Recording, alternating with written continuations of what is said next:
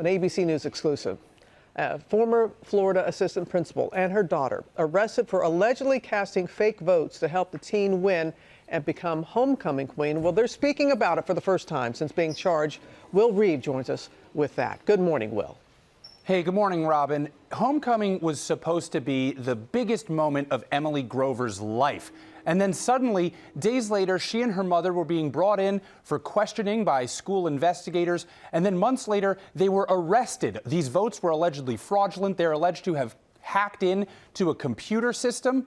They say they didn't do it.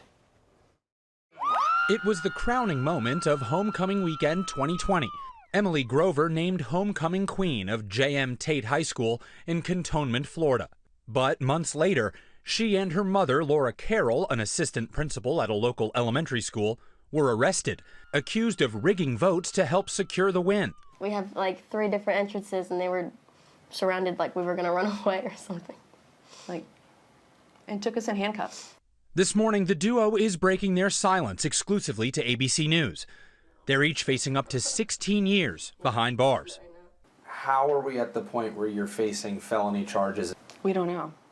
Authorities say the pair used Carroll's school district login to illegally access hundreds of students' accounts, which contain private information like medical history and test scores, in order to direct over 100 votes in Emily's favor, all of which the women deny. When you were called in to speak to school officials, what did you think it was all about? I had a feeling I knew what it was about. When he questioned me, he didn't really question me. He just said, look, we have all these statements and we know you did it. What did they know that you did? That I rigged the election.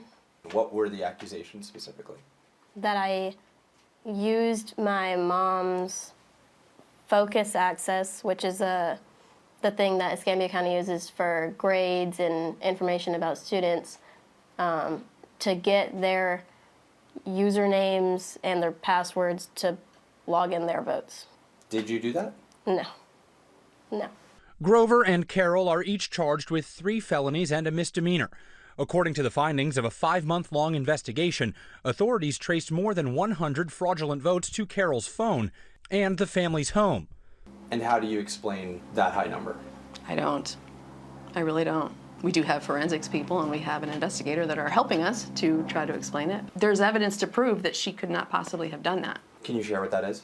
I can't, not right now. You have an alibi? A lot of them. Such as? I'm sorry, I can't. I can't get into that. Grover was suspended from school and Carroll lost her job, becoming outcasts in their hometown. Can you try to describe what it feels like to go from being homecoming queen to not being able to trust really anyone like that? It's horrible. It's horrible.